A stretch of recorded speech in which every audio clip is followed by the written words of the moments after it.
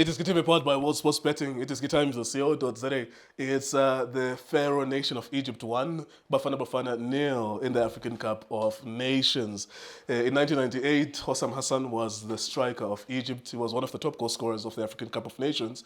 On the other side with South Africa, we had a Helman Mkelele playing in the final. Egypt beat South Africa 2-0 in that final. So now, the coach of Egypt is currently, their former striker was at that final, one of the best players to play in that competition. And our winger is the assistant coach of South Africa as well. So 20 years later, 30 years later, they meet at this tournament. It was a fascinating game of football, one that South Africans should be proud of. Of course, the flow of the game was dictated by the card. It was a red card that said to South Africa, you need to attack. Attack they did. Unfortunately for them, they did not get the goal. It was a controversial moment of a penalty towards the end. Unfortunately, it was not given, but it's understandable. The hand was in a natural position. We wanted it to be a penalty, but it's not a penalty. Well done to Egypt and well done to Bafana Bafana for the good fight. It would have been disappointing if they were still defending, even though they have a man up and they did attack.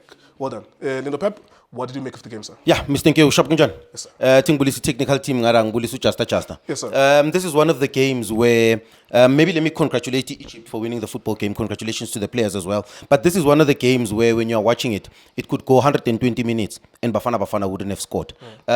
Egypt, I don't want to say they are lucky because you create your own luck in football. A big controversial moment that happens in Kurishom Dao, Utintu Usala ngesandla elihlweni. Izandla zidlala ebholweni. And anyone who's played the game understands that that's a very dangerous thing. It might look soft, but it's dangerous. Mawuzothatha isandla ngigijima at full speed, uthatha usifake emponsini. And Usala was focusing on the ball. Umdao is also focusing on the ball, but he's putting his hands behind. For me, it's not just only soft, but it's also dangerous with regards to the sensitivity. It's a mehlweni. So when the referee overturned the decision and gave it a penalty, I was number one. I thought to myself, as a South African football fan, it's soft, it looks harsh, but as a real football fan, I thought to myself, that's very dangerous. More especially Poku Muntesandlin. But Mangati, I check at the first half, the first 20 minutes, it looked like the build-up in South Africa looked really pretty.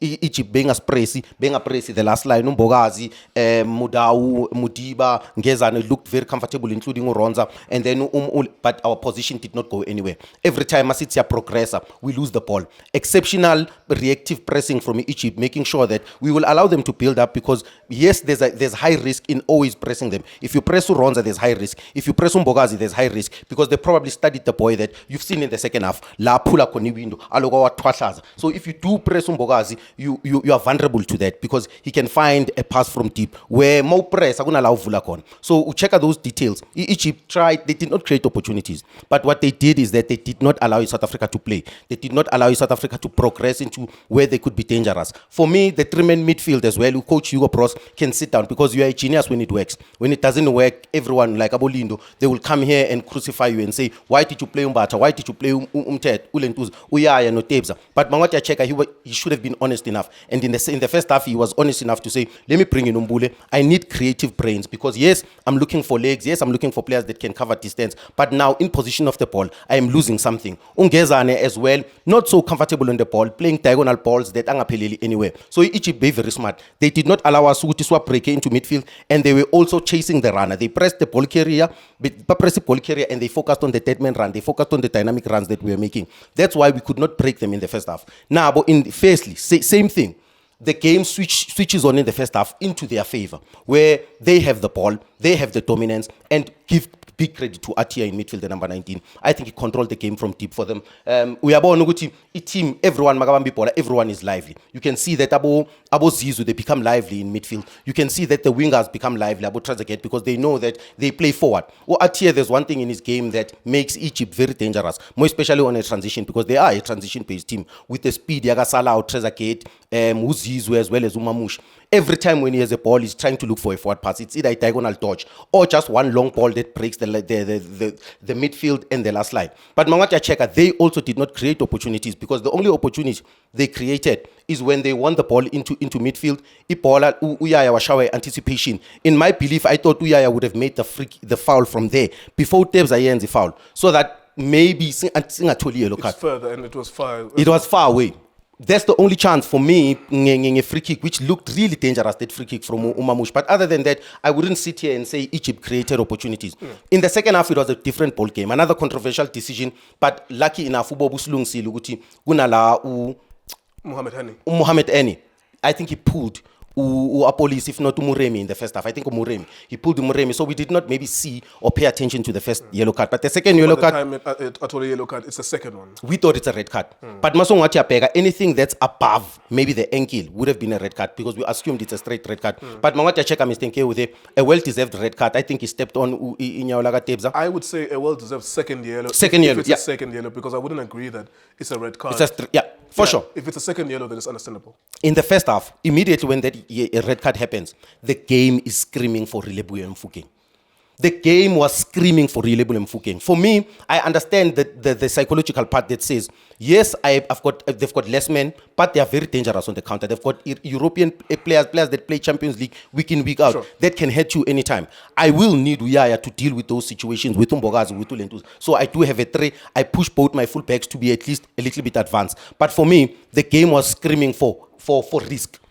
That's what the game was screaming for. The game was screaming for risk. Kipuyaya, drop Tebza ukuzohlala lapha. Another reason is why you don't want to say to Tebza initiate everything, compete for every first ball, second ball, because you're on a yellow card. Now, Usfaga in a situation, if you're allowing Tebza and you're forcing Tebza to play that role, he might get you a second yellow card. So for me, I was expecting Tebza Azale, the normal role that is used to even playing at Mamelodi Sundowns. Is his bread and butter. He plays that position week in, week out. Drop Umbulu utazo control the game. Even him, Umbulu, I need to be honest. In the second half when he came in, he lost a lot of balls. It took him time. Came in. Sometimes maybe it's proper warm-upping because it took him longer. Maybe the last 15 minutes a game. But he looked very slow. Every time the first man on the ball, every time I trap, and that really frustrated me. And I thought to myself, maybe now you need a dribbler.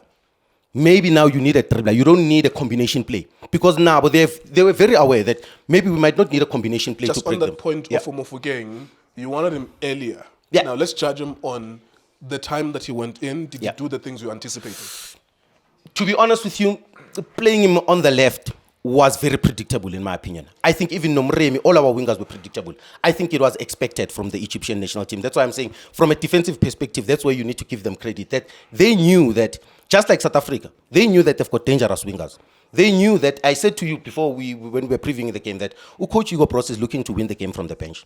So for them, they understood that, okay, who are the key players? Umbule was there, is the creative brain. Urile is the creative brain. Surprised also not to see Nkota, because Nkota can score. He's a player that has a goal in him. So for me, Urile, playing on the left-hand side, he was playing under a traffic. Bekashle zadlala nge 2v1. 3v1. Udlala ne line because he's high and wide. He's playing against Asho, who I thought he was going to do better because Asho is more of a winger, as well as Urabia. Urabia, what they did is that every time in position of the ball, they would have a very low, a deep block. Atia would come as a centre back, and then Urabia would focus on Urile, as well as this side, the number 5, will focus on helping the left back as well, making sure that Umuremi always is a 3v1, 2v1 situation. So for us to break today, we needed Lyle Foster to tick. And for me, Lyle Foster also began to supply. For me, playing the 3-man midfield also played in the advantage of Egypt because we did not have anyone on the whole.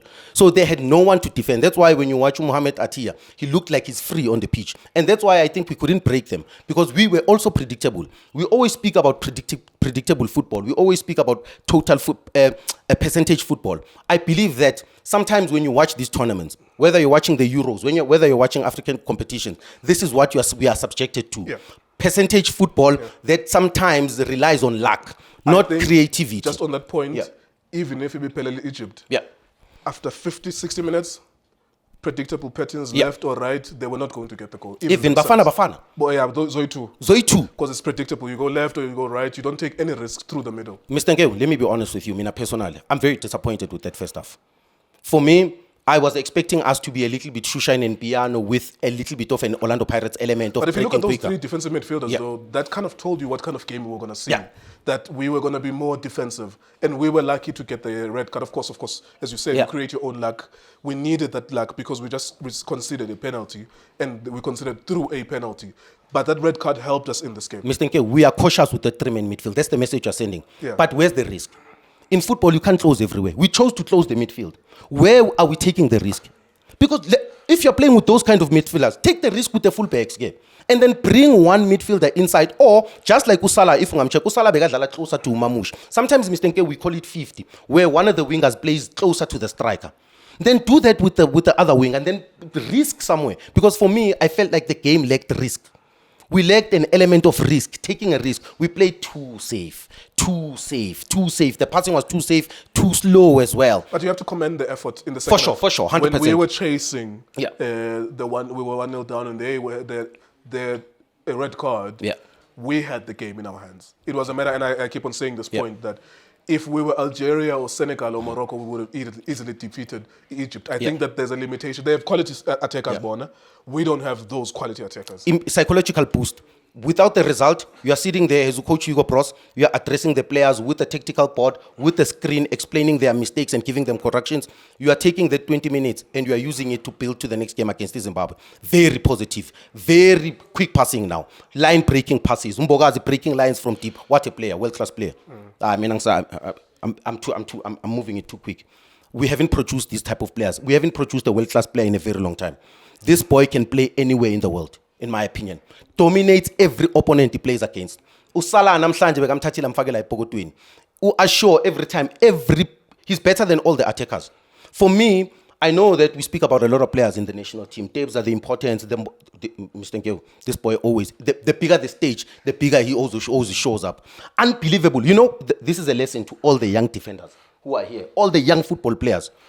The intelligence of that boy. He understands that Egypt is we are taking a risk in terms of numbers. Yeah. He understands that there's individual defending and there's collective defending. When it's an individual defense, he delays. He waits for the ball. He allows the opponent to receive. Why? He doesn't throw himself. Yeah. He doesn't throw him. He's alone. He anticipates, he interprets that he's alone on the pitch. He delays a little bit, and then when he realizes that he has covered, then he goes. When it's collective defending, he's very aggressive. He will not allow you to even have a touch or to even have a smell of the ball. And that's how dominant he is. He knows how to use his body. Mr. Nkeu, the most intelligent and the most best players, they know how to use their body. You need to know how to master your own body. And another thing about the boy, he's very technical. He's a playmaker from deep. And for me, he was one of the most important players. And also, what I like about him, I like that. But for me, Oprumudiba as well played well. That's why I'm saying, Mr. Nkeo, rather than negatives, there's a lot of positives in the second half. In the second half performance. In this group, there's two things that you need to look at if you're coaching your pros. There's Morocco, there's Zambia, there's Mali. Morocco, obviously, people are expecting Morocco to win that group. Now you have a Mali in that space, which Mali can become a very difficult game for us if we don't qualify, or if we do get to second, if we're not number one. But there's teams that are going to be third, the best number threes. In those best number threes, there's teams like Zambia. You know, in Group the A. thing is still unfolding. It's still unfolding. I see what you're saying. So whatever we do now, going into that game against Zimbabwe, we need to understand that the competition has really begun in terms of competition, in terms of less mistakes, in terms of low margins, in terms of defensive organization, in terms of being clinical. But every game matters now, and we can't have a performance like we did in the first half. We cannot allow to have a 45 minutes that's that terrible. So for me, second half, the last 45 minutes was really good, but moving forward, at least we can sacrifice 10 minutes, because sometimes you must have the ability to say as a team, we will be able to suffer, but we can't suffer for 45 minutes. All right, there you go. Thank you so much. We have 10 minutes. I'm pretty sure that we're pushing towards the 20th minute as Justice is panicking there. But anyhow, we are, of course, talking about Bafana Bafana and the AFCON. I have nothing negative to say really about this game. I think those boys fought a good fight. There was a limitation with who they are attacking-wise, and that showed today. I think if they played against Senegal, Egypt, it's shorter. Against Morocco, it's shorter. Against Algeria, it's shorter. Easily they would have lost that game 3-4-1 if they're 10 men down. It's because it's us, really. And of course, our original game plan was to defend, but the game then gave us manna from heaven to say, there you are then, attack, you're playing against 10 men. Then there was this thing of the psychological breakup from your original game plan to a new game plan in the second half. But I think they fought a good fight. They did try. It's just, you are who you are, of course. You can't all of a sudden become a world-class attacker. iDiskiTV Times was suspecting. Shapunjan bafowethu igama lami Lindo Pep, the best analyst in the country. Please don't forget to subscribe to iDiskiTV. Tanko. This is Bongane Benedict Villagazi, they call me so. Niazi bafethu, I'm a coach for life. They are back in winning ways. Please, I tell you to subscribe to iDiskiTV.